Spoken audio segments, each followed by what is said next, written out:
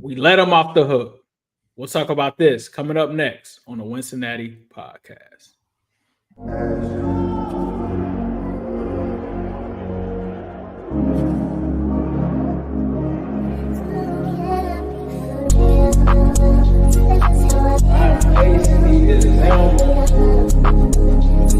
It's an exciting time to be a Bengals fan.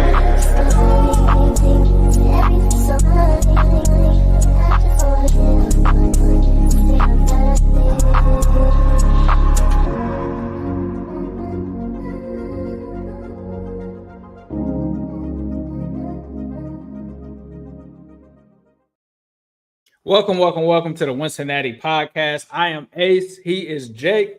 Stepping in for Zim tonight. Zim is on his way back from Arrowhead.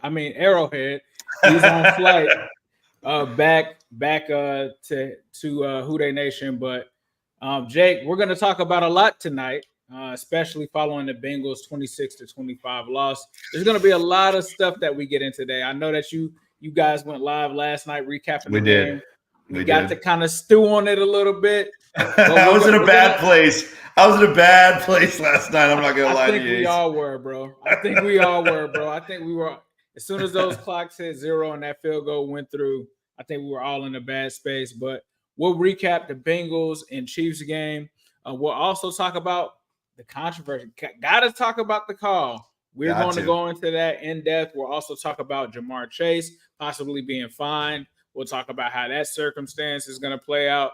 We're also going to talk about, surprise, guys, Jermaine Burton. This is probably the seventh episode in a row where we talked about Jermaine Burton, but we will definitely bring that up. And speaking of receivers, we'll also talk about T. Higgins, who looks like he may be returning sooner than later. We'll get into all of this coming up next.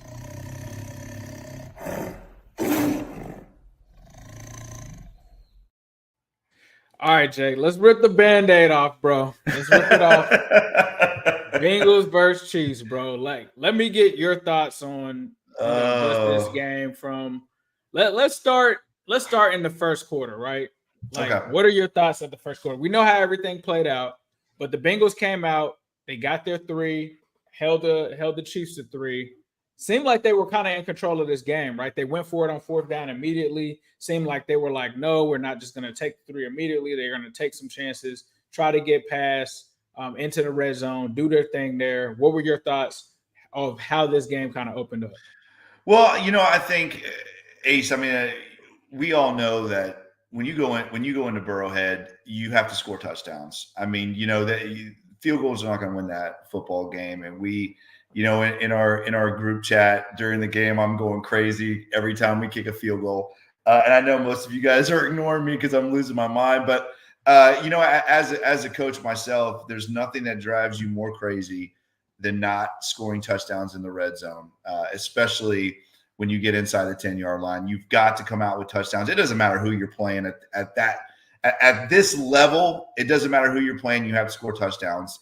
So I think – that first Bengal drive, I think the one good thing is we saw basically no offense in week one against the Patriots. We come out here in Burrowhead playing a better opponent. You see the Bengals go right down the field. They go for the fourth down. They get a big play there, a real big chunk play. And, they get three. To me, that was a little bit of a loss, to be honest with you. I think they had a great opportunity there to go up 7-0. But the Chiefs answer, and then obviously the Bengals answer right away. And like you said, I think the whole first half, the Bengals dominated from start to halftime. I felt very confident in the way the Bengals were playing, even though they were getting field goals instead of touchdowns. I think we still, as Bengal fans, should have felt confident. I was a little disappointed there on that second down play. I think if Burrow runs the football, he probably is going to walk in and score. That was a missed opportunity as well. So I think it was like, I don't know, it was like a double-edged sword that first half, because the Bengals went down, they scored on their possessions, but it was field goals instead of touchdowns. And there were a lot of missed opportunities as well. I feel like And again, I know that we've talked about this before. We talk about it on our show all the time. The Bengals struggle in the red zone, Ace. Their red zone percentage has just not been very good the last couple of years. And I think it's still not very good. And the key factor to that is the Bengals don't run the football well. You see other teams get down inside the 10-yard line. They'll put in these jumbo packages. Sometimes they don't even need to. And you just feel like teams run the ball so much better than us in the red zone. The Bengals struggle. I mean, you see us throwing the ball, on second and third down inside the 5-yard line instead of trying to run the football. So, the whole game was just it was just odd because the Bengals dominated the football game, but you cannot go field goal to field goal with the Chiefs. You've got to score touchdowns, and the Bengals did not do that on Sunday. Nah, I mean, you're right, man. One thing that you really hit on, and I've tried to hold my tongue on it because some people think like, you're just waiting to hope someone does bad just because you guys moved on from Joe Mixon. To me, it was never a Joe Mixon issue. It was a run game issue. It was a scheme 100%. issue. It was, the same stuff that I'm seeing that's happening to Zach Moss, that's happening to Chase Brown, running into those brick walls. Same thing that we're seeing right now and saw from Joe Mixon when he was here. I think you hit on a key point there. I went and looked back at that first drive. Once they got into the red zone after the 37-yard pass to Gesicki and they get all the way down to the Kansas City 6, they ran the ball one time. One time, it got 2 yards on it, never went back to it, went to 2 straight passes right after that. Like you said, now I understand you don't have a guy like Mims in there, but they did something like this later in the game where they brought in Cody Ford, used him in a heavy package, right? Why not do some of those things in that situation? Now, I'm not mad because they went for it, got down there, but like you said, you got to leave these drives, especially on the road with a team like Kansas City, got to leave them with 7 because another big thing that happened on the next draft for Kansas City, they took 8 minutes and 30 seconds off the clock and only got 3 points for it. So could you imagine if the Bengals were up 7-3, Kansas City wasted all that time, defense stepped up clearly, right, for them to only get 3 points after 8 minutes. That's insane. That's like half of a quarter right there. If they get those touchdowns, then that ends up helping them in the long run. And, some of the things that kind of happened in this game that we'll definitely get into, there was a lot of self-inflicted stuff. And I think, like you said, when it comes to the beginning of the game, the Bengals were dominant, but it was weird because it didn't seem like they ever had a 2-score lead over this team. It was always within a score, right? For the most part, that's how it ended up panning out. And then they end up getting situations and balls that bounced their way on crazy plays. But the Bengals came out and it seemed like they punched them in the mouth, and it seemed like Kansas City kind of stumbled a little bit, but we didn't kind of deliver that knockout punch, right? We didn't quite take them completely out of the game. We kind of left the door open just a little. Ace, we saw that the last time the Bengals had the opportunity to win. Actually, the last 2 times. I mean, their last 2 losses to the Kansas City Chiefs, we saw the same exact thing. Last year, even with Jake Browning playing quarterback, the Bengals dominated that football game, but they never put their foot on the gas, right? They let Kansas City hang around, and Kansas City came back to win the football game. AFC Championship that we felt. Remember, we had an opportunity to take a 2-score lead and did not do that either. So you saw that again last night. Again, first of all, that was kind of where I was getting at is, the Bengals go down, they score that first touchdown. It's 7-0, field goal 7-3. The Bengals score after the turnover. It's 14-3 is a lot different than 10-3. It really is. Sure. I mean, as a coach, being down 2 scores, there's a little bit more pressure on what you want to call. It changes your playbook. And, the Bengals just didn't take advantage of that. They haven't. The last couple of times they played the Kansas City Chiefs, they have not taking advantage of the opportunities. Think about when we're up 22-17, almost the same exact situation. The Bengals get the ball back, and what do?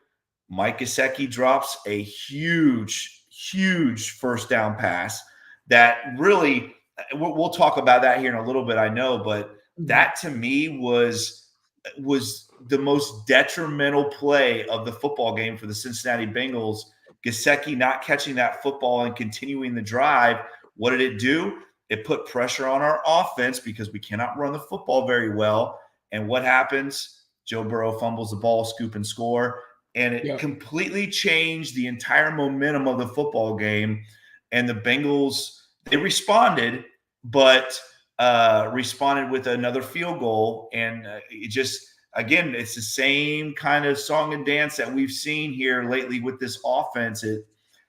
If you can't run the football, Ace, you're going to struggle in the red zone in the NFL. If you cannot run the football, you're going to struggle. The Bengals were 4 of 13 on third down yesterday, and a lot of those came in the red zone, and you just can't do that. You've got to score when you get to the red zone, and you've got to score touchdowns. No, I agree. You got to definitely get 7 instead of 3 there. One time we got 6, right? Like, you've got to get all of your points when you're going against a team like the Kansas City Chiefs. You talked about it. Keem Davis-Gaither comes up with a huge interception to really help shift the momentum in that game. I mean, if you're a Kansas City Chiefs fan, you don't worry. And I had to even check because I went around listening to some of the podcasts. None of them are beating their chest about this win. None of them are saying that they really won this game. None of them are sitting there saying, like, what this Bengals defense was able to do to Pat Mahomes in this game, they put on a masterclass of how to confuse Mahomes. And they've done it over the years, right? But this might be the worst Pat Mahomes game that he's actually had against the Bengals. You talk about Andy Dalton numbers, 150 yards, one touchdown, 2 interceptions. Not a great day for him. Honestly, he really had 3 interceptions. One of them got called back because of a penalty, which, hey, that figures. That was the theme in this game too. Big plays getting called back due to penalties, but they pretty much put the clamps on him, bro. Like, from a defensive perspective, I'm not trying to sit here and just only take the positives from this game, but this Bengals defense is for real. And that was something that was missing last season. The safeties on the back end, they weren't holding up. That kind of bled down to the corners. That bled down to the linebackers. It bled down to the run defense. Everybody was not in place. Run defense is still an issue, right? But we are seeing them start to clamp up, do the bend but don't break stuff that we're used to seeing Lou do. We see, like, once teams get into the red zone, it seems like it's easy before they get there. Soon as they get there, it's like they run into a brick wall. And that's the Bengals defense that we're used to seeing. I think that you saw some really good things from my linebackers in this game. Like, you talk about Logan Wilson, Jermaine Pratt putting on crazy kind of performances. They did that in this game. Both, I believe, had double-digit tackles in this one. They did. Then you talk about ADG just coming out and making an impact as well. Lou was cooking, bro. The defense, like, I know that we're going to talk about the end of the game, but for the game itself, like, take out the whole fumble return. Like, that's not scored on the defense, right? Like, they limited this team that was just viewed a week ago as one of the most explosive offenses in the NFL. Travis Kelce, was he out there? Did he play in the game? Because I didn't notice Travis Kelce whatsoever. Heard a lot about Xavier Worthy. Didn't hear from him in this game. Really, the only guy that made an impact was really Rashee Rice, Isaiah Pacheco, who ended up getting hurt. But this defense dominated. And Trey Hendrickson needs to be talked about as an elite pass rusher. I'm tired of people not respecting Trey. I was in a Twitter space this summer, and they said that he was not an impact player. Trey Hendrickson was not an impact player. Did you watch this game? Did you watch the game where this guy literally almost single-handedly won the game off of somebody holding him? Somebody had to try to choke him. They had to do the baby boy Ving Rhames choke out on him for him to try to stop him from getting to the quarterback. Listen, he's being held on every play. I mean, when you talk about Trey Hendrickson, he is top 3 pass rusher in the league. I don't care what anyone says. He is the only guy that doesn't have a guy on the other side of him that makes an impact, right? I mean, we love Sam Hubbard, and he's He's great against the run, but Sam Hubbard is not a pass rusher. Yeah. Trey Hendrickson at one point yesterday had Jay Tuafeli, Zach Carter, and Sam Hubbard lined up with him and still could not be stopped. I mean, and again, you talked about this Bengals defense. Think about that. Jay Tuafeli and Zach Carter. If I told you that those two tackles were going to be taking the majority of the snaps in the middle of the defense, you would have thought I was crazy. But that's where we were yesterday. Trey Hendrickson is top 3. He is elite. He is an elite pass rusher in this league. He is, again, Myles Garrett is the guy he can kind of take over the football game. We saw Trey Hendrickson. Yesterday should have been Trey Hendrickson's day, right? That should have been his day. That's what everybody today should have been talking about, is the way he took over that football program. I want to go back and talk about the linebackers real quick. Jermaine Pratt, he had a day, 16 tackles. And then Logan Wilson follows up his performance in week 1, which I thought he was one of the best players on the field in week 1 for both teams. Logan Wilson follows that up with a 12 tackle day. Listen, these two linebackers are special. We know that. That's why the Bengals are paying both of them a lot of money and extended both of them these last 2 offseasons. These guys are elite. They are elite. And I don't think they get enough talk, especially, again, when you think about who was in front of them yesterday. And I'm not trying to talk poorly on Zach Carter and Jay Tuafeli, but that's like our fourth and fifth defensive tackle. And that's who was in the football game yesterday. So I think it speaks highly of Trey Hendrickson. It speaks very highly of the linebackers. And the back end of the defense played pretty damn good too. I mean, you talked about it. Travis Kelce, he didn't even see the football yesterday. He was a complete non-factor in this football game. And Lou has done a great job of doing that, of taking him out of the game and not letting him beat us. Again, when you look at what the Kansas City Chiefs did yesterday, it wasn't impressive at all. I mean, the Bengals were the better football team. Joe Burrow was the better quarterback yesterday.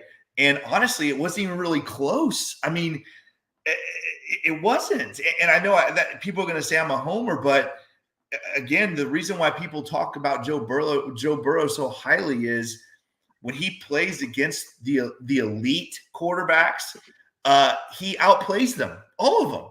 He's outplayed Josh Allen his whole career. He's outplayed Patrick Mahomes his entire career. Again, those are the guys that are talked about as being, up in that top tier with Joe Burrow.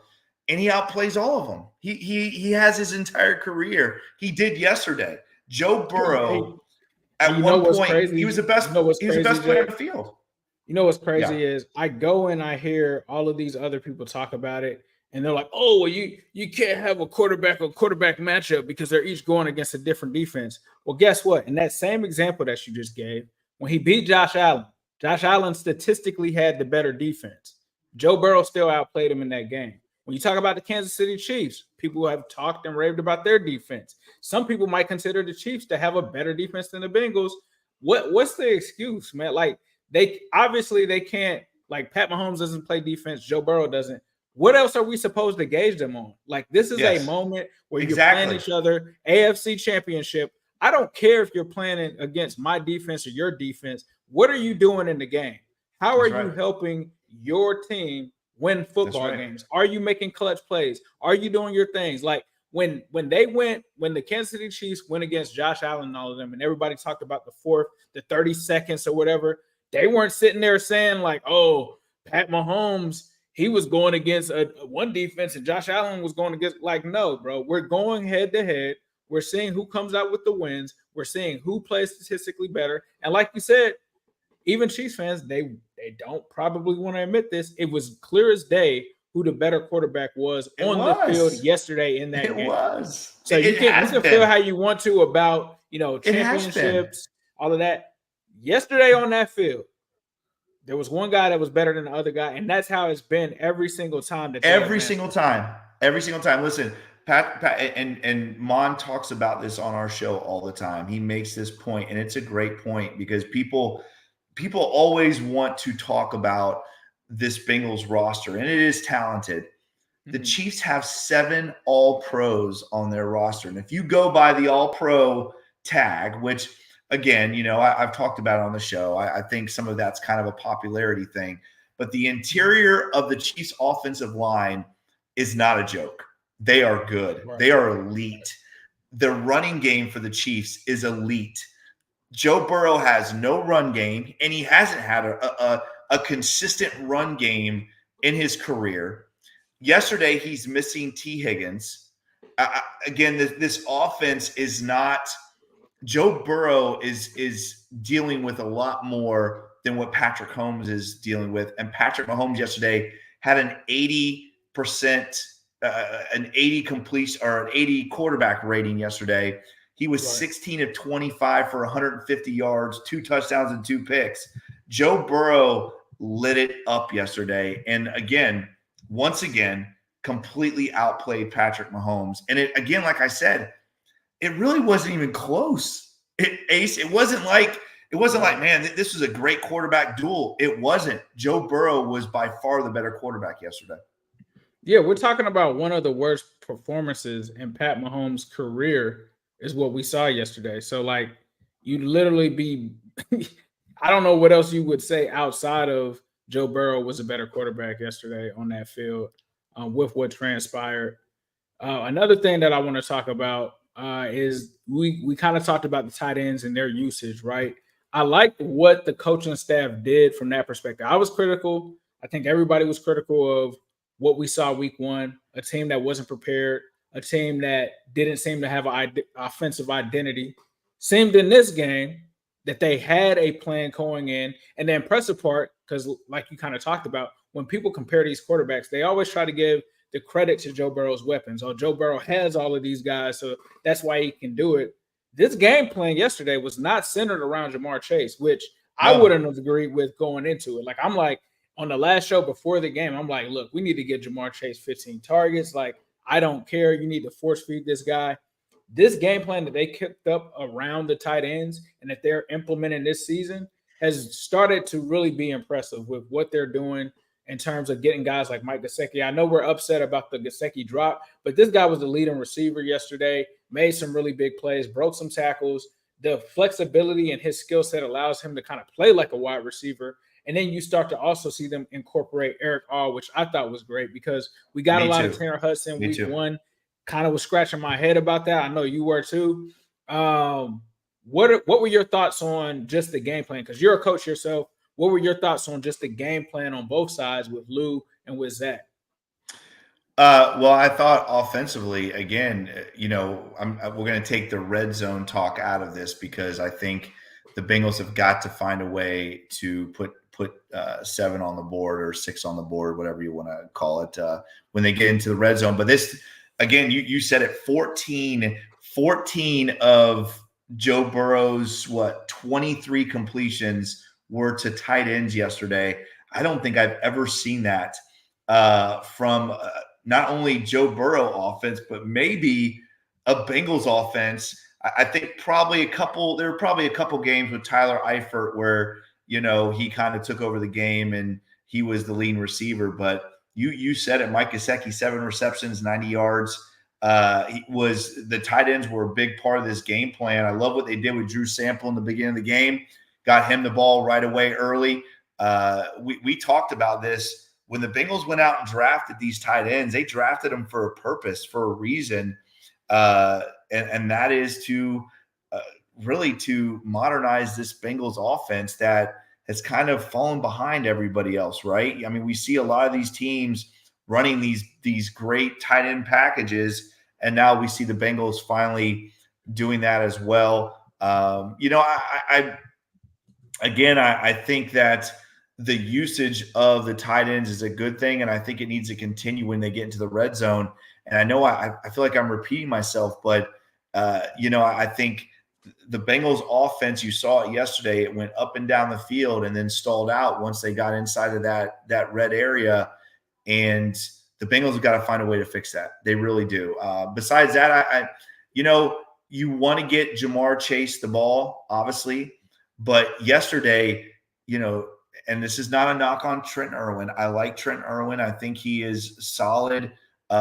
He is not a number 2 receiver. And Trent Irwin's on the field a lot yesterday. Jermaine Burton, for some reason, is not. So really, Jamar Chase is getting double and triple covered on every single play. The Bengals, you like to find ways to get him the football, but Joe Burrow is not that type of quarterback. He's not going to force feed a player. Joe Burrow is a winner. That's why he's one of the best in the league.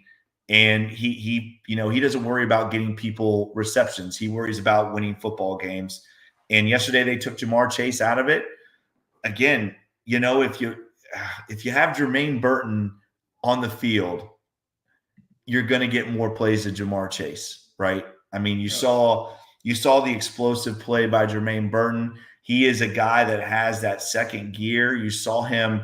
He was in phase with the corner and the ball's in the air, and the next thing you know, he's 6 yards ahead of him, out of phase with him. Again, Trent Irwin is not that guy. He's not going to give you that. Yoshi, I love Yoshi, but Yoshi isn't that guy. Jermaine Burton has got to be on the field more. So I think that's my biggest knock on this Bengals game plan yesterday is why is Jermaine Burton not in there, not on the field, right? Yep. I love Yoshi, and I think Yoshi has a great future in this league, but you got to have guys out there that can make plays against the Kansas City Chiefs in Burrowhead. You've got to have guys out there that can take the top off. We've seen the explosive plays. And to me, I don't even think you need to take Yoshi off the field to do that, right? Like with T not being there, you don't. No, you don't. Chase, you've got Gesicki, I'm good with them having Yoshi in there. But that other guy, Trenton Irwin and Charlie Jones, don't need to be in there. It needs to be Jermaine Burton. Yes. Because as many weapons as you can put on the field, the defense shows you what they think about your personnel. There were times yesterday where there were 3 guys on Jamar Chase. And it's crazy to me because when the whole T situation was going on this summer and people were talking about trade him, and I talked about, hey, there is a world where when you do not have T. Higgins, teams are going to not only double team, they're going to triple team Jamar Chase. I've even seen a quadruple team against Jamar Chase deployed at certain points last season when T was out with an injury. So that is why Jermaine Burton is so important, because until you instill some kind of fear into these other teams, they are going to continue to just pretty much focus in on Jamar Chase. And who would blame them? Jamar Chase is a top 20 player in the National Football League. And if you don't have somebody over there that is not Uno, they do not care. They showed you that they don't care. They don't care who Trent Irwin is. They remembered what happened when Trent Irwin came in against them in the playoffs for Tyler Boyd. They already knew that Trent Irwin was not going to be a factor. They didn't care. There's no fear for Trent Irwin. There's no fear for guys like Drew Sample. I'm sorry, he's catching a stray. But these guys are not feared like that. And teams are not going to dedicate resources to those guys if they don't have a fear instilled in them. People know who Jermaine Burton is, right? So as soon as Jermaine Burton was on there and made that kind of impact play, those are things that are going to allow the offense to be able to flourish and cause the defense to think, because now you have someone like Jermaine Burton who can make those explosive plays. Just like when the Chiefs use Xavier Worthy, now that they've used him, teams have to worry about Xavier Worthy. That's why there's questions being asked to CTB earlier during the week. What about Xavier Worthy? Those are the things that can happen when you have those kind of players. And I think Yoshi is definitely a threat himself. Like, I'm not going to downplay him, but those guys all need to be on the field at the same time. And we'll talk a little bit about that later. I'm talking about Burton and T and how that's going to fit into the game plan going forward. But we're going to take a quick break and pay some bills real quick. This show, as you guys know, is powered by BETUS. We have an exciting new promotion for you guys, especially for our guys here. Forget the old 125% that you're getting. You're now getting it at 150% on your first 3 deposits. So whenever you guys join BETUS, you're going to get that using the promo code YouTube150. That's right. If you guys wanted to take any of the overs and unders and some of the items that we played last week, you can. And you can do it with BETUS. that helps out this show. So we appreciate them for sponsoring the show. But back to the game. We talked about. Can I say something real quick? Because we talked. I wanted to go back because I don't think I answered the second part of your question. I just want to say this about the defensive game plan. Lou Anarumo, he has found a way, right? He has found a way to completely make Patrick Mahomes look average, and that's hard to do, right? Patrick Mahomes is one of the best players in the league. He looks average when he plays the Bengals, and a lot of that has to do with Lou. I want to say this, though. I want to say this. And again, this is from a coaching perspective. On 4th and 16, I hate the fact, number one, that we only rush 3 players. And again, it's different when you have a pocket quarterback, right? When you have a guy that likes to stay in the pocket, you can rush 3 on 4th and long. When you have a guy that is dangerous getting outside of the pocket, you cannot rush 3 players. And honestly, I was very disappointed that Lou ran out that defense on 4th and 16 because we know that Patrick Mahomes can get outside the pocket and make plays, right? Now, I know that all 3 Bengal defenders that were rushing the quarterback were all held on that play. I mean, terribly held on that play. It wasn't even close. But rushing three Bengal defenders on 4th and 16, that Lou has got to take some accountability for that because, again, it opens up passing lanes and it allows Patrick Mahomes to do what he just did there. And you can't do that. You can't do that as a coordinator. You have to trust the guys in the back end of that defense that have played so well all game long. If you rush 4 and you collapse the pocket on Patrick Mahomes, we have seen when the pocket collapse on Mahomes, he is average at best. And instead, they rush 3. Patrick Mahomes is able to break the pocket. And I know it was a BS call. It was. This is a terrible call that is never made in the NFL. It is never made in those situations. Let's talk about it, bro. This call, what are your thoughts on it? Is it pass interference? Is it a bang play? It is like, what are your thoughts? I think 2 things you have to look at on this play. Number one is when the ball is in the air, the defender has just as much of a right to the ball as the wide receiver. Now, what does that mean? Well, that means if the ball is playable, both players can go up and get the ball. And that's what you see on that play is DJ is going for the ball. Now, he's not running through the chief wide receiver. He at no time does he. If anything, if you watch it in slow motion, the Chiefs wide receiver, which is Rasheen Rice, he actually jumps backwards into DJ if you watch it in slow motion. So, no, this is not pass interference. This is a terrible call. And that's not just coming from Bengals fans. The media today absolutely demolished the officiating on this play because you just can't make that call in this situation. This is basically a Hail Mary. And we had Chiefs fans last night on our show that were trolling that, we're oh, you guys are being babies and yada, yada, yada. This is not a Hail Mary. This is a Hail Mary, right? This is a Hail Mary, a 4th and 16 Hail Mary. Patrick Mahomes is throwing up a prayer right there. That's a prayer. And when do you ever see pass interference called on a quarterback that throws up a prayer? Now, if it's something that's egregious where the Bengal defender destroys the receiver still had a chance to catch his football. Right. It's an absolute terrible call. And I think we all can say, whether you're a Bengal fan or not, if you've played the Chiefs, you have had some kind of call that is like this, where you know good and well, if this were the Cincinnati Bengals, that would not have been called. It's just fact. I saw a stat today, Ace, that said since 2020, I think it is, since 2020, the Chiefs have had like 17 or 18 interceptions reversed on a defensive penalty. And not only is that tops in the league, it's not even close. It's like by 8 or 9 interceptions. And I think that is a bad look for the NFL. I think that call last night was a very bad look for the NFL and this officiating crew, because not only was it not pass interference, it was a bang play. But again, I don't know if you could see it on that clip you just showed, but that flag was late. It almost looked like the official waited to see if the ball was going to be caught, waited another second or two, and then threw the flag. Jim Nantz had already said basically the game was over. The Bengals are already celebrating, and the flag comes out. You saw Joe Burrow's reaction. He had his hands up. Game was over.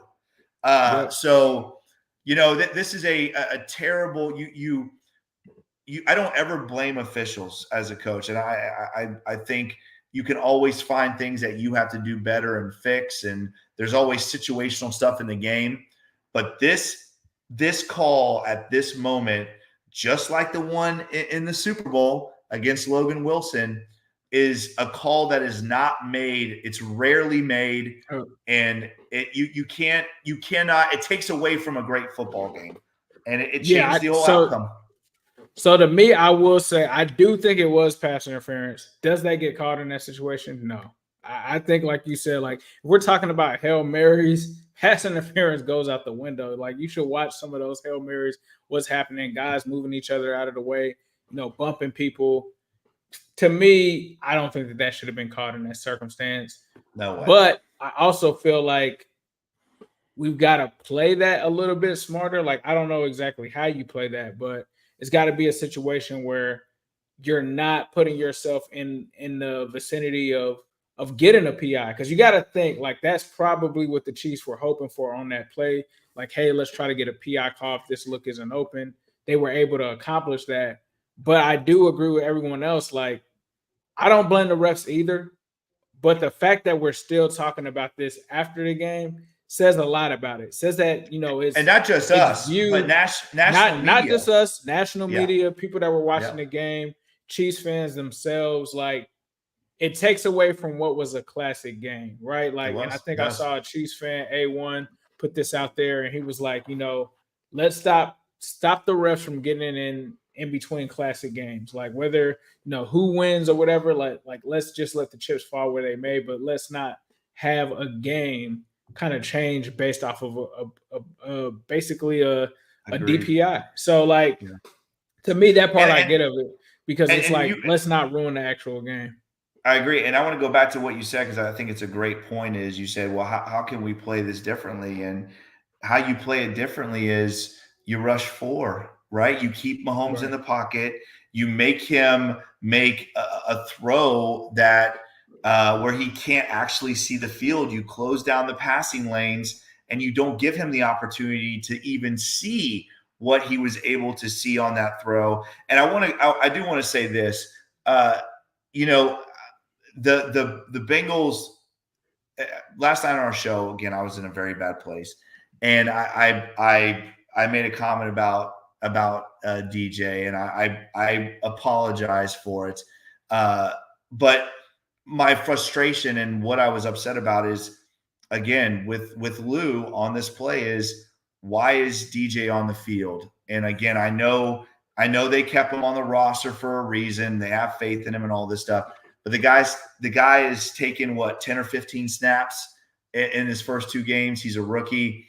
In that moment, in that big of a moment, on that play, that is on Lou as a coach for not putting guys in positions to be successful. And now, unfortunately, because the way the world is, DJ is going to be known for this play for a long time. And it's a shame, because I'm rooting for the guy, and he's a Bengal. I'm a fan of him. I want him to be great, but that's a tough position to be put in. And I think the other question is, where's Jordan Battle, right? So some people were saying some people are saying like it was a dime package, so Jordan Battle wouldn't have been on the field. So, there's that. I'm wondering at that point. I'm not sure who all was on the field. Was DJ Turner on the field as well? I don't know if DJ Turner was on the field or not. I'm not let me sure. take a look at it here. So I'm seeing CTB. I'm seeing Von Bell. I'm seeing what looks to be. Let's see. 22. I mean, I think most of our secondary is out there. I don't see Mike Hilton. Looks like DJ Turner's out there as well. So it looks like they tried to put as many secondaries or corner players that they could out there. I just don't. Again, if Mike Hilton's not out there, why is Mike Hilton not out there? I mean, again, the only thing I could say, like, if Mike Hilton isn't out there, maybe they're thinking like, I don't know if it's a size thing. Like, I don't know if they're sizist or not. Like, I don't know if it's like they didn't want someone like me just out there trying to jump a route or something like that. But it seems like that was what it was. So like a lot of people said that he was actually lined up as like a nickel corner and not a safety. So obviously people view him as a safety, but I seem to remember that was one of the cases that they made for him making a roster was not only can he play safety, he can also play nickel corner. So I don't know, man. I agree with you. In a vacuum, Jordan Battle should have been out there. But is Jordan Battle lining up as a nickel corner? I don't know. That's the only part of it where I'm kind of like, all right, where are we at when it comes to that? Because all of the safeties were pretty much out there, right? Except Jordan Battle. You got him in there as a nickel corner. You didn't have Tyson Anderson or anything out there. So clearly it seems like they feel like this guy's a nickel corner. The thing that threw me off, and I guess it kind of somewhat makes sense because from what I heard, DJ Turner was supposed to be kind of like the backup nickel to Mike Hilton, right? So it seems like Mike Hilton was out. They put Daijahn Anthony in instead, and maybe that's how we end up where we're at.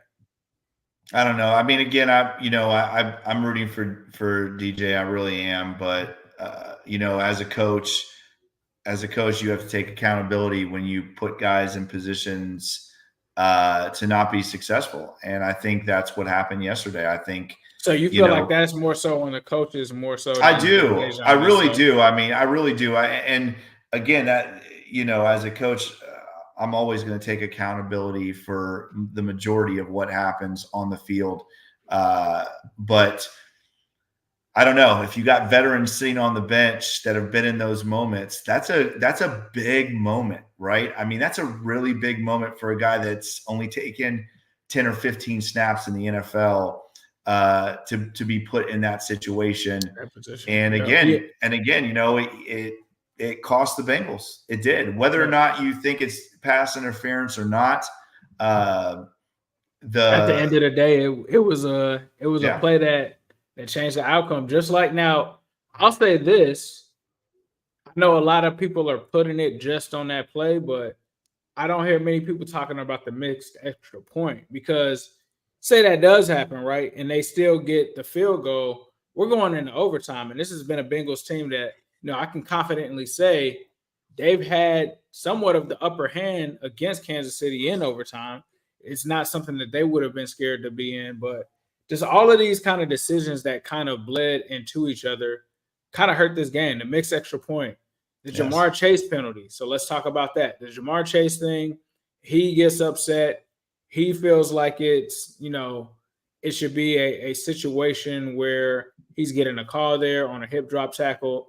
So people are split on this too, because like a lot of people and I always felt like this was going to be an issue with the hip drop tackle, right? Is what exactly is it? Have we explained it enough? It's similar to the what is considered a catch kind of thing, right? It's basically based on somebody's interpretation of the rule. If they feel like everything was met, we argued ad nauseum, I think, on Twitter about what an actual hip drop tackle is. Now it's showing up in games. It seemed like it happened against on Joe Mixon in that Texans game, wasn't called there. Definitely. Uno seemed to feel like it was. Drop.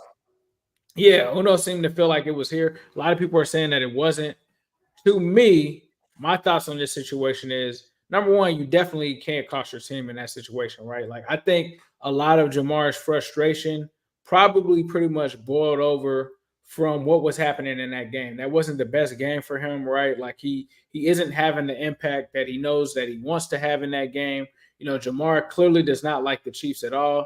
Feelings are right and emotions are riding high at that moment. So to me, like I'm upset that he ended up getting us the flag.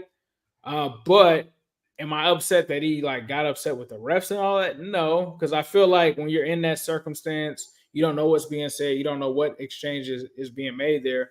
But at the end of the day, you cost your team in a costly situation. And in those situations, like if this is a playoffs, you just can't do that. Like if this is a circumstance where it's playoffs on the line, you got to think about the big picture. I think Joe Burrow was trying to get him to see that. But Jamar was just seeing red, bro, at that point. And that was also a key moment in the game and a key penalty that helped or that hurt the Bengals in that circumstance. Apparently, there's talk about him possibly getting fined and stuff like that. What are your thoughts on the Uno penalty? Well, as a coach, it drives you nuts. I mean, I love Jamar. He's one of my becoming one of my all-time favorite Bengals. I love the guy. I think he let his emotions get the best of him, and sometimes that happens. Football is a very emotional game. That comes with the physicality and the violence of it. It becomes a very emotional game, and I do think maybe a little bit of it is that he's in the back of his mind, he's thinking about the contract situation as far as the injury part of it goes. Again, that's why we are made to believe that he didn't sign that contract because of the money up front and what that means when it comes to injury. So I think that probably had something. And the fact that he had a hip injury already, right? Like yes, and the fact he had a hip injury, and I think I do think that it was going to pass. Supposedly, the referee told Jamar to get the F out of his face, and that's when Jamar went back in the second time and got the penalty. So I've seen a lot of different reports out there about what exactly was said and what happened. But obviously, if that's the case and the referee is saying those kind of things, that referee needs to be held accountable as well. But I think as a player, Jamar Chase and him being one of those elite guys and a leader on this football team, I think he let the moment get the best of him. And like I said, those kind of things happen. I think what you get more upset about is not the fact that he got emotional about the situation, but the fact that Joe Burrow is trying to calm him down and he's still losing it. You have to, at some point, you have to respect and listen to another leader that's on the football team. But again, we don't know what was said. Again, if a ref cusses at any player, he's going to lose. The lip reading experts out here are saying that, like you said, he said, "Get the F out of my face." Yeah.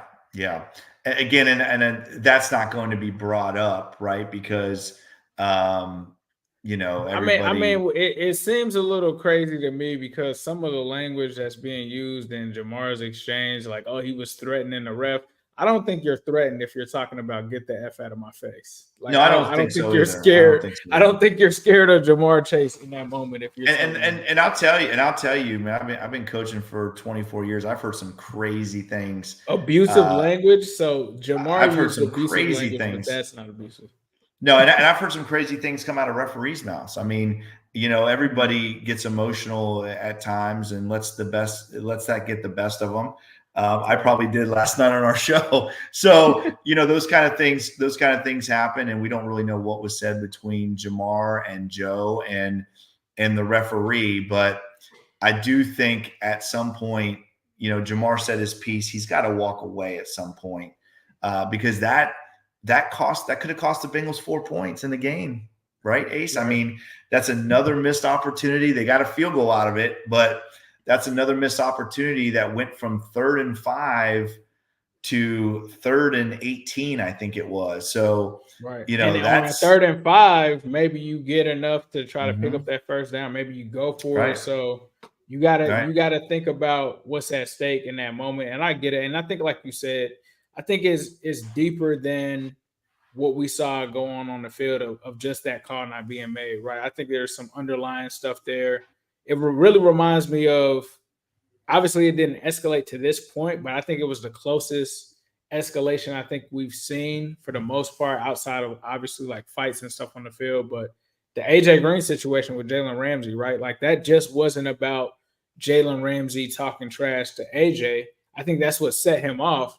But a lot of it was the frustration that day from him and Andy Dalton not being on the same page. A lot of that built Yeah. up. Obviously, Jalen Ramsey's talking crazy, and there was a route in that game where AJ beat Ramsey for what would have been a touchdown, and Andy Dalton throws it out of bounds. And you kind of talk about just the frustration that he had with the Bengals up until that point, realizing that they weren't moving forward or being that team that they thought that they were. And I think that there's some parallels with this situation where it's like, Oh, I agree. offseason contract, injury, Chiefs, I hate them. This is the situation that's going on. I'm not having an amazing game against them. I know that they can't really stop me, though. I'm pretty sure McDuffie's probably talking some trash to him. So I get it, but you just, in that circumstance, you got to think about the dub over everything when it comes to that. You know, I think too, man. You know, when you hear the term abusive language, I mean, there are so many things. Crazy. That's crazy. Like, that's so crazy. There are so many things being said out on that field that, you know, that are being said to the referees, that the referees are saying to players, I'm sure, and that players are saying to other players. I mean, you know, at no point was that referee in any danger whatsoever. I thought that was a little crazy. That was a little I thought crazy. it was a little ticky-tack, yeah.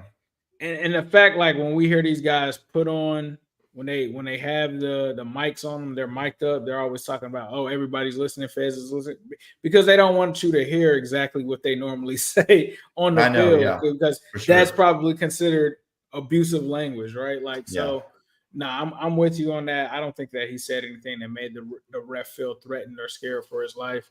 But speaking of our top receivers, seems like T is on his way coming back. T's looking a little bit healthier. We'll talk about this because I got to pay some bills again and talk about BETUS.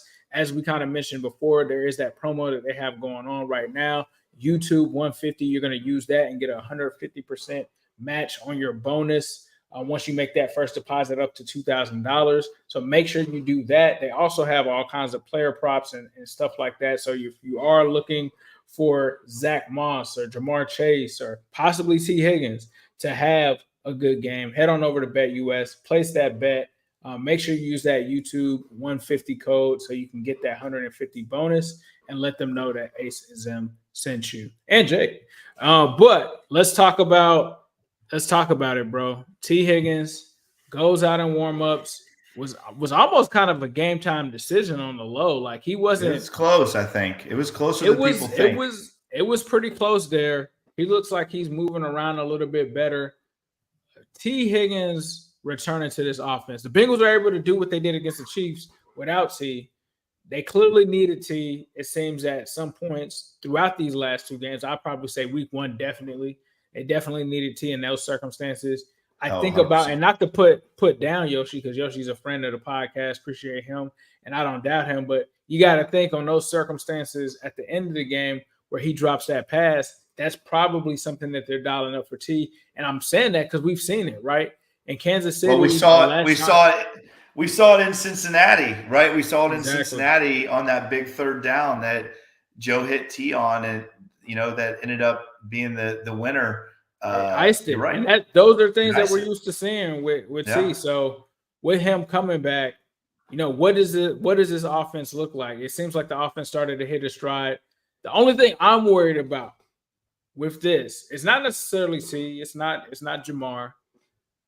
Where does Burton go? Because if they move Trenton Irwin to the number 4 receiver, I'm gonna lose it, bro. Like, I'm losing it. Like, I do not want to see Trenton. Trenton Irwin needs to go to the bench, bro. Trenton Irwin needs to go to the bench.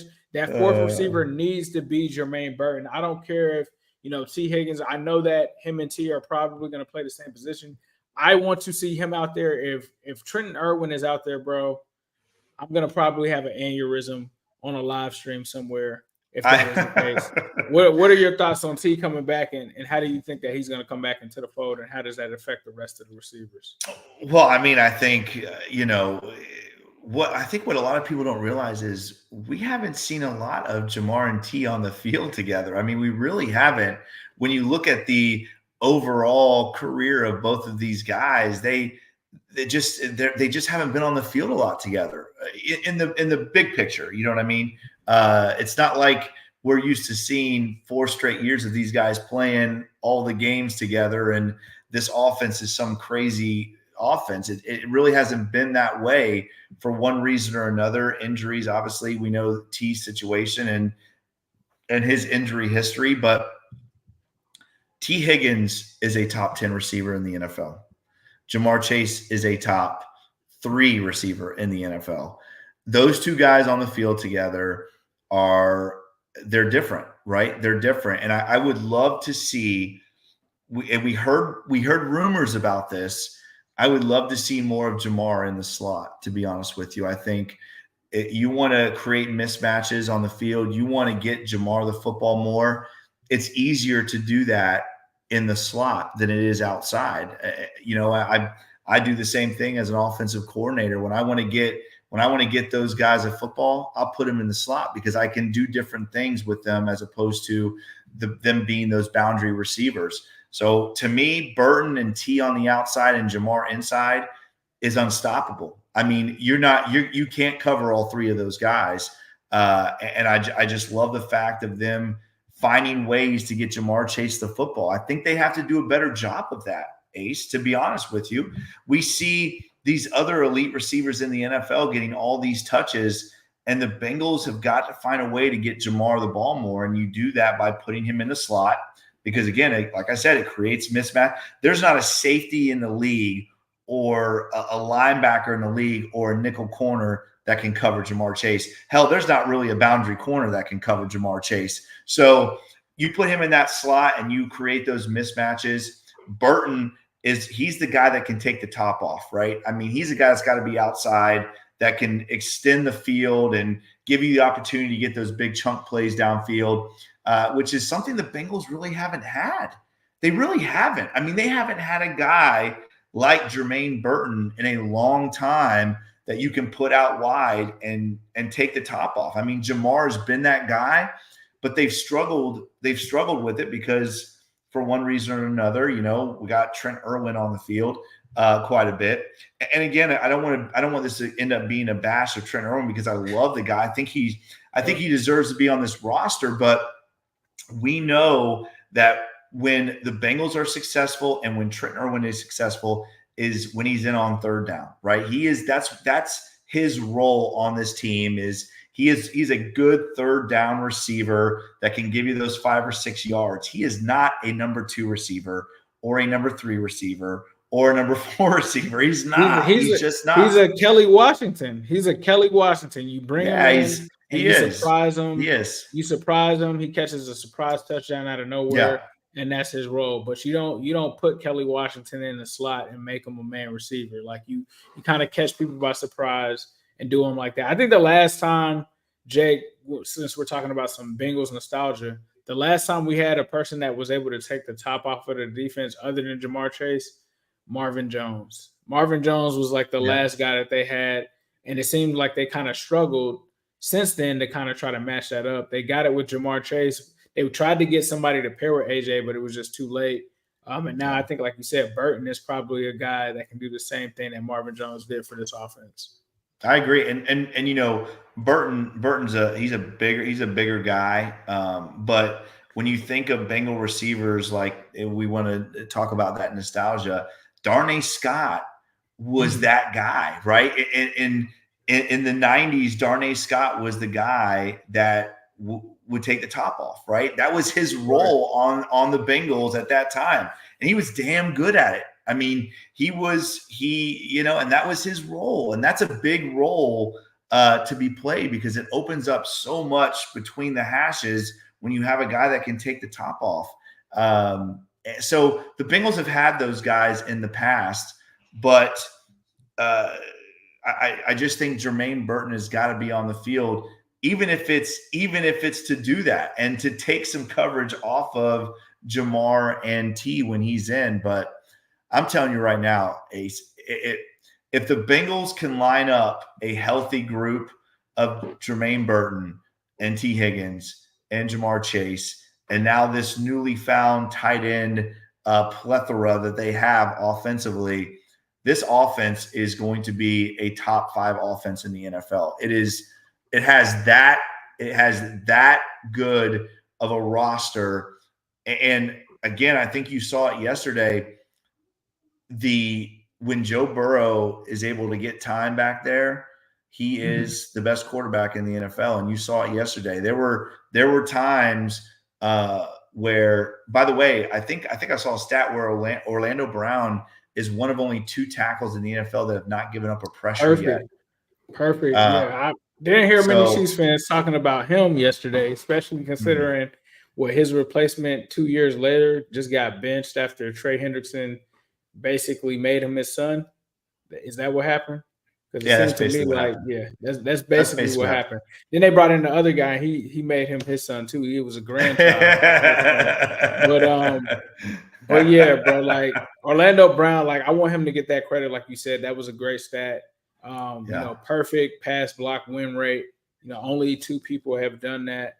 So shout out to Orlando Brown Jr. I know that was a big game for him. Before we get back to your stats, I just want to read this real quick. Could T's issue lower his price point to where the Bengals can re-sign him? I know Jamar and Joe can't wait for him to be back. 4 years, $80 million. I don't think it's lowering the price point, bro. The receiver market has exploded. People know that T Higgins is a great receiver. I think that you could look at week 1 and say, like, hey, T Higgins would have made a difference there. You look at this game, you probably think, hey, T Higgins would have made a difference here. Bengals are 0-2 without T Higgins as it stands right now for the season. So I don't see them that kind of lowering his stock or his value. But go ahead, Jay. I mean, for the 4-year, $80 million, that's not going to happen. I mean, that's not happening. T is looking for 30 plus. You know, he is. Again, he's a top 10 receiver in the NFL. You know, we could sit here and talk for hours on the T Higgins situation, but 4 years, $80 million is not happening with T Higgins. He wants 30 plus, and we all know about his agent, who we will not speak of his name. Because I know we as Bengal fans are not fans of him, but he is not going to. That's never going to happen with him either. Yeah, so he's not going for that. I do think the focus though is making sure that let's get Jamar signed and then see how the chips fall with T. But again, going back to what I was saying here earlier, is this team, if it's healthy, there is no offense that is better. There is no offense that is better if this team can stay healthy. And again, you know, we saw it yesterday without T. When this offense is clicking, it's clicking. Week 1, again, we know the stats. The Bengals are 1-11 the last 6 years, the first 2 games of the season. They're 1-11. There's a bad trend there, Ace, for this team starting off slow. But man, oh man, if this team gets going, I'm telling you right now, there ain't no team in the NFL that wants to play the Bengals.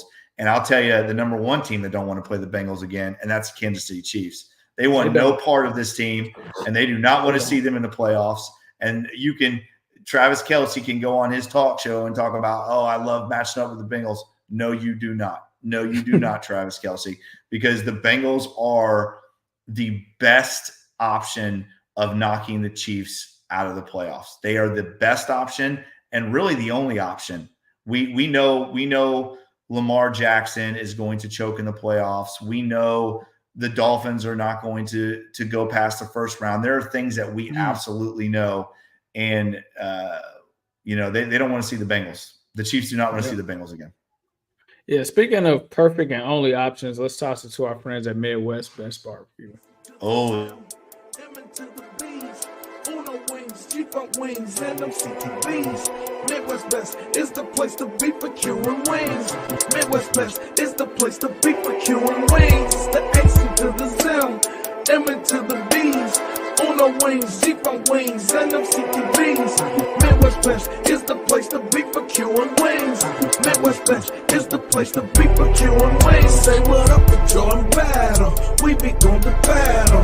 Intercepting balls like CTB did on Seattle. Putting 6 up on AZ. Juice gang amazing. Make sure you come get these wings, cause Zimby stay blazing. And T-Game be smooth as ice. Jamal making DBs fold. TB got big levels, and now you already know. Hits are pretty for Uno wings. Cam got the new wings. We call them CTBs. Only at MBs. H to the Zim. M into the B's. Shout out to Midwest Best Barbecue, 669 Justice Court in Loveland, Ohio.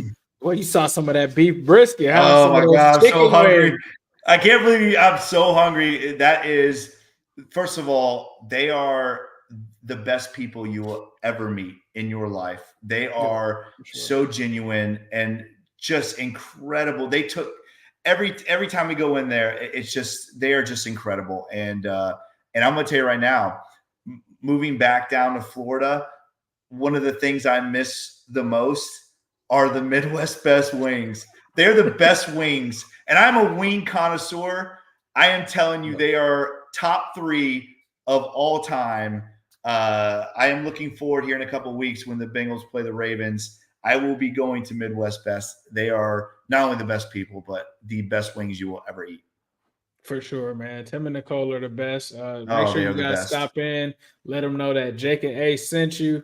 I know Zim was just recently there. I know Eric was just there. They just hosted a pod there. So that's I'm very jealous. Very jealous. I know, right? They rubbed it in. Send me some of that food. Send me some of that food. Oh my God, so good. Justice Court in Loveland, Ohio. Make sure you guys stop by. Jake, I appreciate you for joining me. Thanks for having me, man. Of course, brother. Of course. Make sure you guys check Jake out on the Bengals Pulse. Him and Mon and Eric over there do their thing. They represent us well. They also go live every post game. So definitely be sure if you guys want to hear some quick analysis, definitely tap in with them. And also tap in with the Wincinnati Podcast Network. Make sure you leave us a like, comment, and subscribe. We truly appreciate that. Also, don't forget we are sponsored and powered by BETUS. Make sure that you utilize them for all of your betting needs, especially if you're looking for some of those plays for Monday night. We'll have some of those on Wednesday. But thank you guys so much for tuning in to the Wincinnati Podcast.